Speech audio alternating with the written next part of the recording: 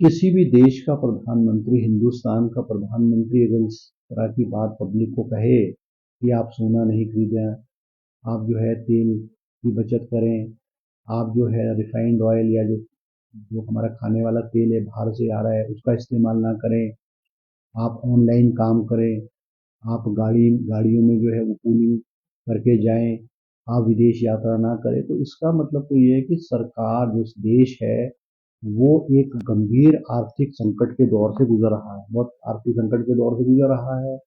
और अब क्या बोलते हैं, संकट के दौर से गुजर रहा है, बहुत गंभीर संकट दौर, क्योंकि ऐसी जो हेड ऑफ द स्टेट है, इस तरह का जो बयान है, वो जब देश युद्ध में हो, बड़े गंभीर संकट में हो, उस वक्त लोगों को आगाह करता है। तो मुझे लगता है कि देश जो है बहुत गंभीर आर्थिक संकट से गुजर रहा है। मुझे याद है जब प्रधानमंत्री जी गुजरात के मुख्यमंत्री जो कहते थे कि जब रुपया जो है वो डॉलर की कीमत में जो रुपया गिरता है तो वो इस देश के प्रधानमंत्री की साख और देश की साख गिरती है। उस वक्त जो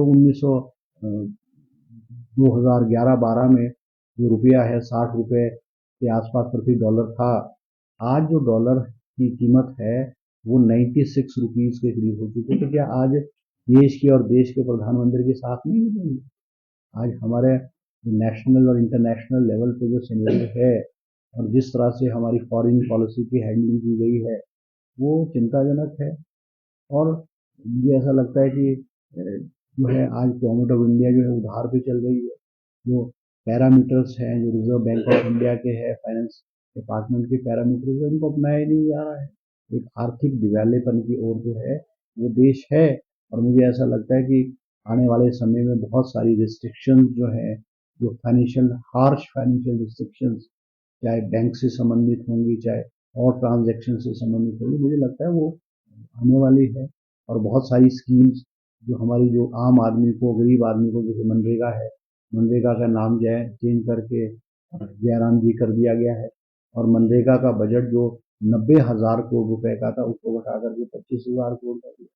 ऐसी बहुत सारी स्कीमों को स्क्वीज करने की कोशिश की जा रही है जिससे आम आदमी को लाभ हो रहा है। तो मुझे ऐसा लगता है देश संकट की ओर जो है बढ़ रहा है। और राहुल गांधी जी ने समय समय पर देश की जनता को और सरकार को बताने की कोशिश की है, मगर उस समय राहुल गांधी जी की बात को जो है सीरियसली से नहीं लिया जाता।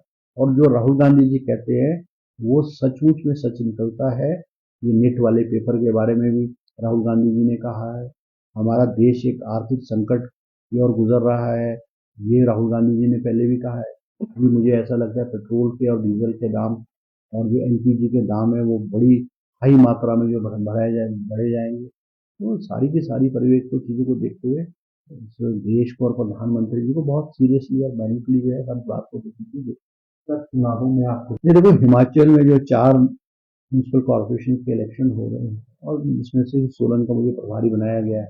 तो हमने सोलन का हमारे प्रभारी रजनी पाटिल जी की अध्यक्षता में हमने जो अपना संकल्प पत्र, विजन डॉक्यूमेंट जो है सोलन के लोगों को पेश किया है, जिसमें बहुत सारे पहलू जो हमने कहा है कि तो मॉडर्न सिटी बनाया जाएगा, वाटर की सप्लाई को स्ट्रीमलाइन किया जाएगा, जो जो बिजली पानी का रेट है वो 29 रुपए पर 1,000 लीटर था, उसको रिड्यूस करके 14 रुपए पर 1,000 लीटर किया गया है।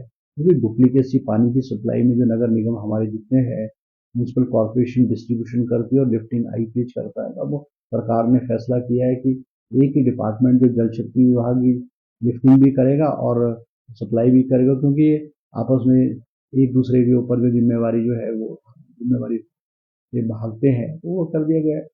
हमने कहा है कि सोलन में जो हर वार्ड में जो है जिम बनेगा, लाइब्रेरी बनेगी, अगर लैंड की अवेलेबिलिटी होगी ग्राउंड बनेगा, ट्रैफिक को जो है मॉनिटर जो है लेटेस्ट टेक्नोलॉजी से सीसीटीवी से किया जाएगा। सीवरेज लाइन सोलन में अभी 50% बिछी है। हम अगले 5 साल में 100% सीवरेज लाइन सोलन में जो है वो बिछाएंगे। और जो कूड़े वाला सिस्टम है उसको ट्रैक सिस्टम से उसको मॉनिटर किया जाएगा। तो हमने बहुत सारे एक विजन डॉक्यूमेंट में बहुत सारी बातें की है। और हमने ये भी कहा है कि हर वार्ड में एक काउंसलर के लिए ऑफिस बनेगा, जिसमें काउंसलर बैठेगा। उस काउंसलर की जो हर साल की जो वर्किंग है वो मॉनिटर की जाएगी और एक ऑनलाइन ऐप डेवलप की जाएगी, जिससे जो कंप्लेंट्स है लोगों की उसको उसकी ट्रैकिंग हो सके और समय पर उसका निदान हो सके। तो हमने बहुत सारी चीज़ें इस सारे वर्किंग प्लान लिया और मुझे लगता है सोलन म्यूनसिपल कॉर्पोरेशन में कांग्रेस पार्टी का अपर हैंड है। कांग्रेस पार्टी निश्चित रूप में जो है सोलन में जो अपना मेयर और डिप्टी मेयर बने।